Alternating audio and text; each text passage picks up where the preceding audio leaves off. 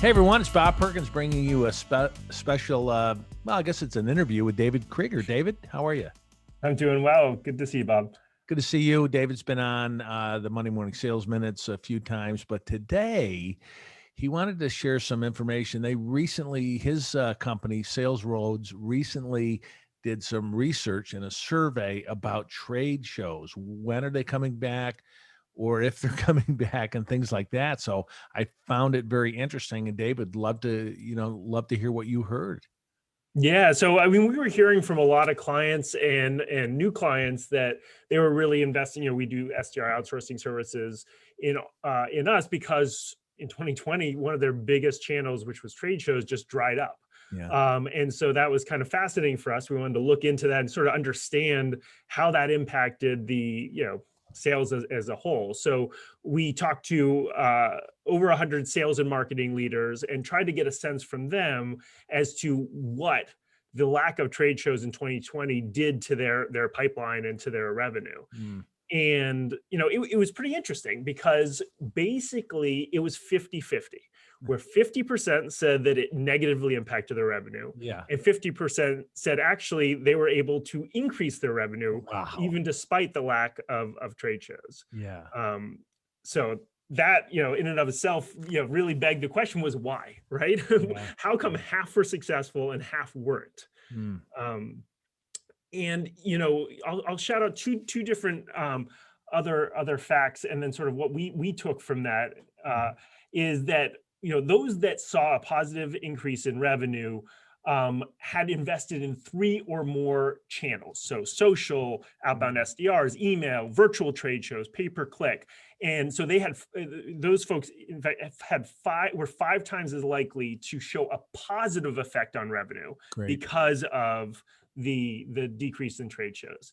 And then the second fact was that firms that allocated 50% or more of their trade show budget were 17 times as likely to report positive revenue gains than those that didn't reinvest their budget. Interesting. And so for us, the bottom line was the two correlating facts of that is those are the folks that took action, right? Yeah. They leaned into the problem. They said, okay, we don't have trade shows. What can we do? Let's find some more channels. Let's not take away our budget. Let's reinvest our budget and find new ways to create pipeline. And so really, at the end of the day, a lot of times we'll have these external problems like we did in 2020, and they're real. But if you don't lean in and invest and solve your problem, basically revenue decreases is a self-fulfilling prophecy.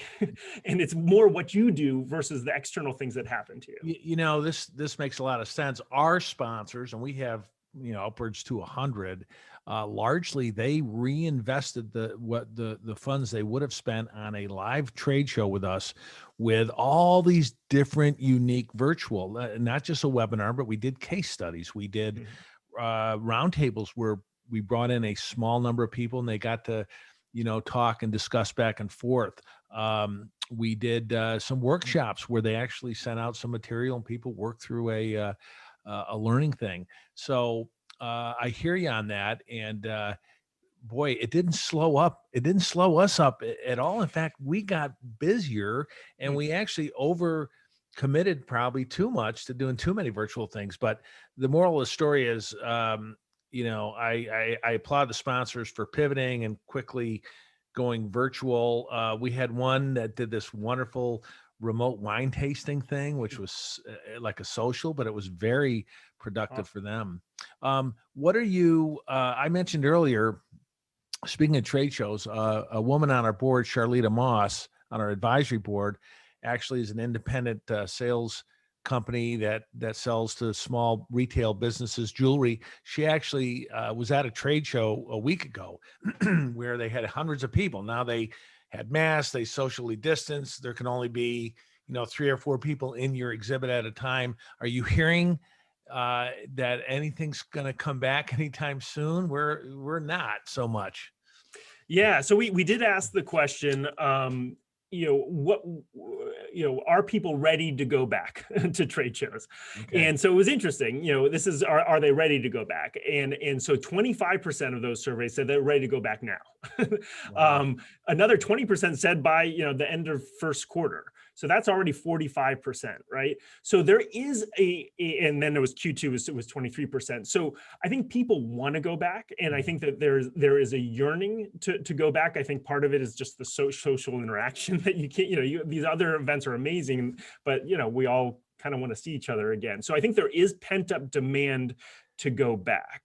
But it will be interesting, right? Because I think that people did come up with some great ideas on how to generate leads through the virtual wine tasting, other ways you can do trade shows virtually. And so it will be interesting to see how this comes back, and how quickly it comes back. But from the attendees and the people who want to be there, people want to be back at trade shows.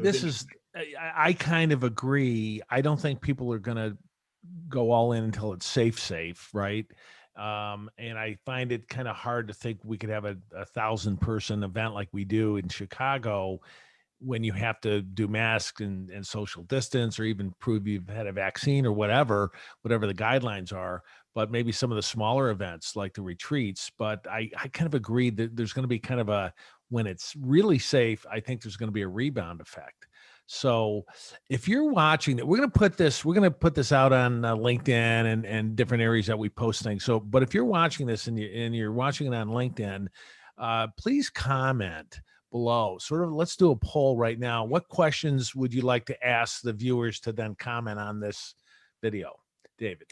Yeah, I think the things I'd be curious about is, what is the one channel or one thing that they did use differently in 2020 that they were forced to do, and maybe because they didn't have trade shows. What was it? Was it virtual events? Was it a wine tasting? Was it investing in your SDR team? I'm curious to see how people pivoted, because we did see people who pivoted and invested in different channels did show success. So I think people could learn a lot from that. That's great. And then the second question, if you could comment on, when do you think you might go to either a trade show as an attendee or even as an exhibitor? When might that be? Just, comment on that, and we'll kind of do a little informal follow-up poll here. So David, thanks so much. How do people, tell us just briefly about SalesRoads, what you do and how people can connect with you?